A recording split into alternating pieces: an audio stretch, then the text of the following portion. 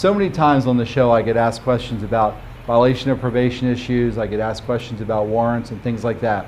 If only I had my great friend, our state's attorney, Lance Richardson, with me. I'm glad you asked for me, Sheriff Hoffman. I'm glad you decided to join us today. It's good to be here. It's good to be here as well. Your police department serves you every day in a different way. The police are mighty handy in these circumstances. The life savings of many persons are still intact because of expert protection by their police.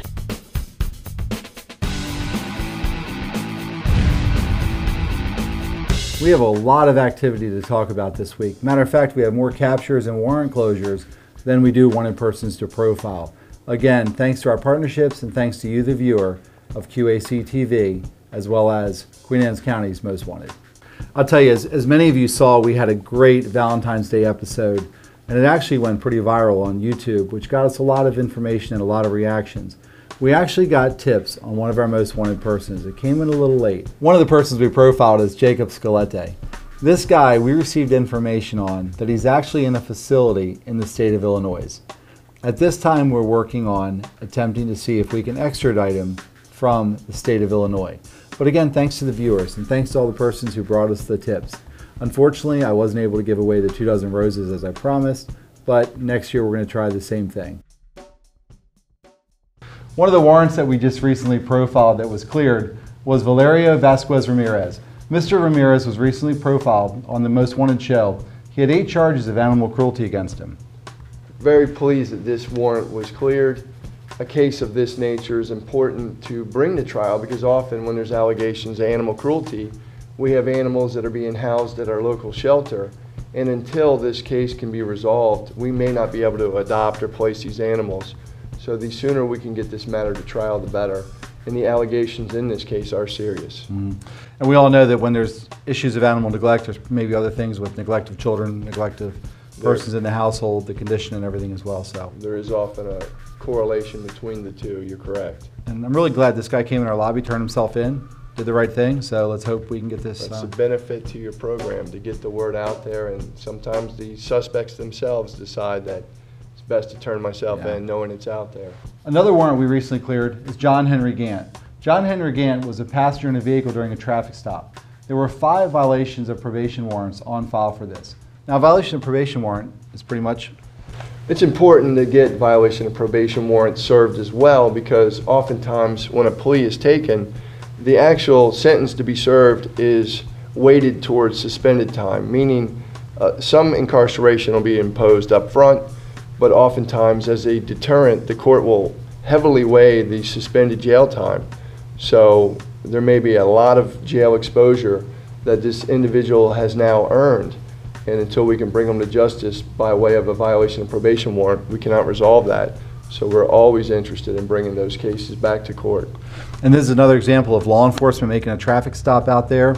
They run everybody in the vehicle, they check to see who's wanted, who may not be wanted, and this is one of those cases where something as simple as a vehicle traffic stop located a wanted person. So we thank the police officer out there who made that traffic stop and got this bad guy off the street. Another one of our violation of probation warrants is John Gilbert Barnes. This is another example here in Kent County, Maryland, where this guy was stopped on a vehicle traffic stop. Your office does a fantastic job of clearing these warrants. We have many warrants in the system for violation of probation, and without the good work of the patrol officers finding these individuals, we have just warrants backing up a backlog that we can't resolve. And as a matter of public safety, once you can bring them to court, resolve their issues, and hopefully, if necessary and warranted, get them off the streets, your patrol officers are invaluable in serving these warrants. Well, thank you. That brought up another good topic is, the courts are backlogged, there's a lot of warrants. So in a second, I want to bring up a topic with you, if it's okay, about warrants that we've cleared out of the system and purged to make our system run more efficiently.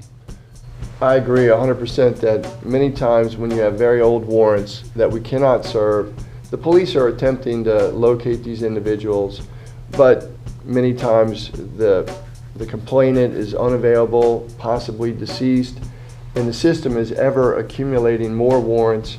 And if we can relieve some of the stress and clear some of these warrants, even if ultimately we cannot prosecute them, it still a very valuable service to the court system, to the parole department, anyone, all the players involved. I know my office has drawers and drawers of unsolved or unserved warrants that we ideally want to clear one way or the other. So even bringing these very old warrants in, it's very valuable service. And I'll tell you, especially in tough fiscal times that we're in, I mean, this is really a drain, looking for a warrant of somebody who may be deceased, somebody who no longer, wants a case prosecuted or something. This is a great way to save money. It's a great way for us to not expend expenses at the state's attorney's office level, having the deputies out there on the street, having allied agencies look for this guy. I mean, in a minute I'll bring up, we got warrants from 1978 Correct. that are out there. So I'm going to talk to you about those in a second. The next person that we're going to profile as a cleared warrant is Warren E. Bullock. This was profiled in fall of 2010. This is another violation of probation warrant from 2009, and this guy was located in Baltimore. So good job to everybody who. Yeah, and once again, the thing about violation of probation, when an individual walks out of court after being sentenced, the court says you have many obligations which often involve restitution to victims, some sort of counseling or services. And if a probationer falls short on those obligations, such as failing to pay the restitution to the victim, the only way we can get some closure for those victims is to pick this individual up on the violation, bring them to justice. They'll have a right to a hearing, but if they have not complied with the court's order, they deserve to face the further sanctions that they agreed to be on probation for. The next cleared warrant we have is Gary Lamarck Murray. This guy was profiled earlier in February on a January 2012 warrant. This warrant was for non-support. He was arrested in Kent County on February 23rd. That's obviously a very quick turnaround. You're talking about a January warrant profiled in February. It's March 1st today, but that's very swift service of that warrant. Yeah, so I agree. Very Thanks to our partnerships with allied agencies on that. That's great. One of the things we were just talking about was purging the system and getting rid of some of these old warrants that are out there. And the next person we're talking about is Mary Ann Gardner. She's wanted on a 1991 theft warrant. She was located in Pennsylvania. She did contact the court, and the warrant was recalled due to the fact that the complainant had passed away. It's very important to clear that as well, because the law enforcement in Pennsylvania, there are scenarios often where an out-of-state law enforcement agency will contact Queen Anne's County, and if we don't clear this, every time this person gets stopped, and if we deem it not worthy of extradition, it puts a burden on the neighboring law enforcement agency. If we can resolve it, and in this case we had no option but to dismiss the warrant because the complainant was deceased, but it's doing a service to allied law enforcement as well. Mm-hmm. The next warrant recalled by the court was Thomas McLaren. This is a 1978 warrant. This guy was wanted on an escape charge and a possession of CDS charges. Now there's some other circumstances involved as to why the warrant was recalled, but this was the oldest warrant that we had on file here at the Sheriff's Office. It's amazing going back to 1978 that you're holding on to that warrant, and that's why it's important to, you can imagine over time how many warrants we're going to have backlogged if we can't get some clearance. And you're talking about 30 years ago. It's unbelievable. Mm-hmm. It is. The next warrant is Daniel Omas Pace. This is a 1984 warrant, and again, this is another violation of probation charge on a traffic citation or something like that, and this was recalled by the court as well. Tell you something going back that far, 1984, typically the district court sends those over to archives or microfilm. It's very difficult, but it shows that they do have those records, and when the right circumstances come along, that we will be able to retrieve that. But once again, if we can clear it, get that out of the system, and oftentimes I have seen 30-year-old warrants that do result in still jail time to this day. So. It's great that we can resolve it. And we're not giving up for the victim. Yeah. If the person needs to be brought to trial, we'll wait 100 years to bring that person to trial. But some of these are circumstances where a person may be deceased, the victim may be deceased, the person may not want to prosecute the charges anymore. It may be something as simple as a traffic charge. I know in this case from 1984, in this case, it would be probably hard to locate the police officer that actually made the traffic stop. Oh, very unlikely. You know, so. The next set of warrants that were cleared was Richard Halsey Sowden. These date back to 1987. They were warrants for failing to appear, and the court recalled the warrants. But once again, I think I remember reviewing this. It's something very dated that we were able to alleviate some of the burden on the system by clearing these old warrants out. Well, we appreciate that. I know the public appreciates it, the taxpayers appreciate it. it definitely helps the court system out as well. Absolutely. Now to profile Queen Anne's County's most wanted. This wanted person is Billie Jean Dolly. This person is wanted on a 2008 escape charge from the Eastern Pre-Release located here in Churchill, Maryland. This is a violation of probation warrant. He's a white male, 44 years old, weighs about 140 pounds, stands about 5 feet 6 inches tall. This person shaves their head, has blue eyes, and is possibly located in the Cockeysville area of Baltimore County. We do know that we've got quite a viewership up in the Baltimore County area, as well as other families in this area. So if somebody knows where Billie Jean Dolly is, please contact our office as soon as possible. The next wanted subject is Debbie Ann Rigby, also known as Debbie Azua, currently believed to be living in the Gettysburg area. 53-year-old white female, 5'3", approximately 140 pounds. She has red hair, blue eyes. She's wanted for contempt of court in 2007 in reference to drug charges.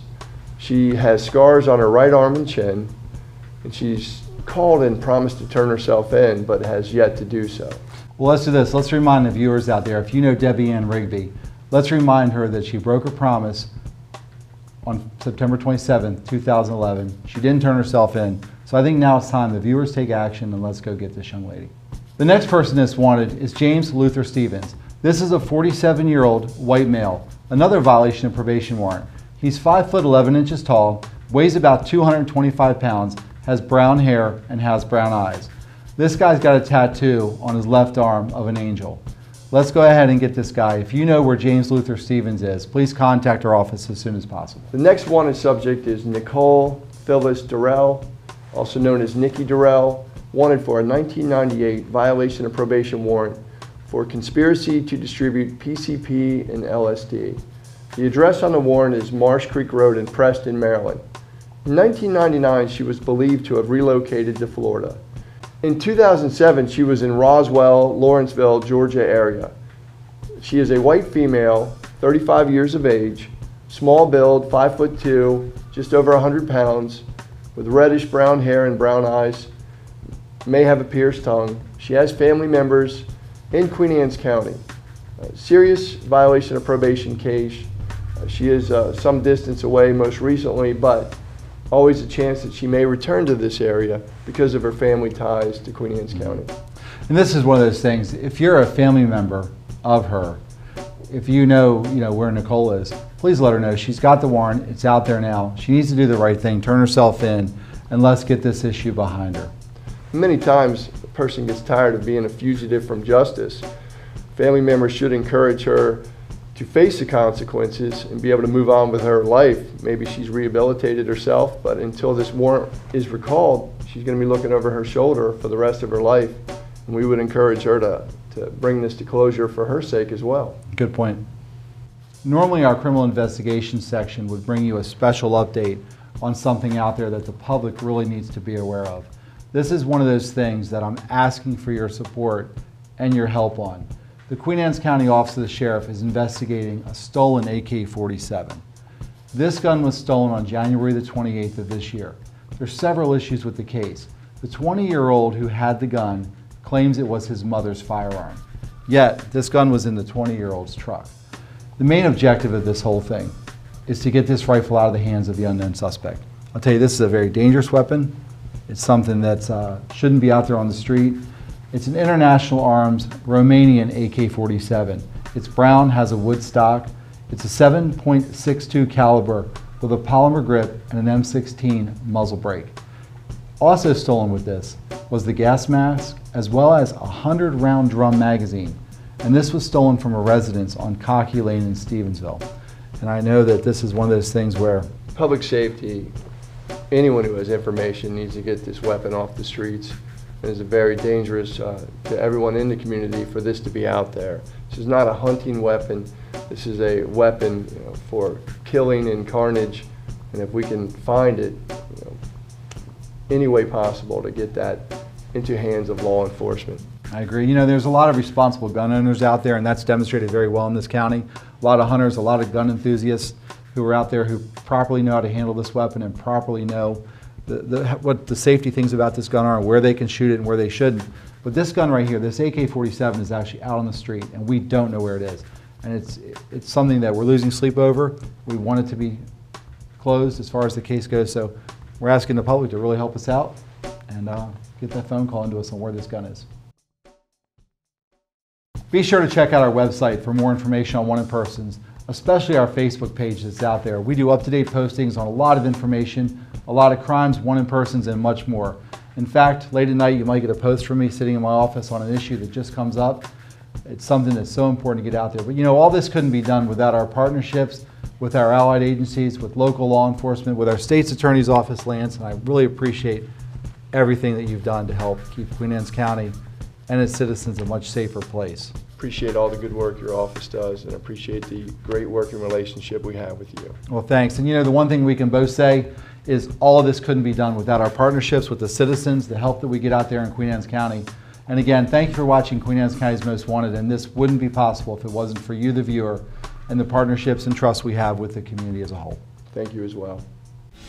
If you have any information about these wanted people or unsolved cases, please contact the Queen Anne's County Sheriff's Office at 410-758-0770 or email us at sheriffinfo@qac.org. We also recommend you follow us on Facebook, YouTube, and Twitter. With the tips we get from the viewers, we're hoping that some of the Queen Anne's County's Most Wanted get to experience this.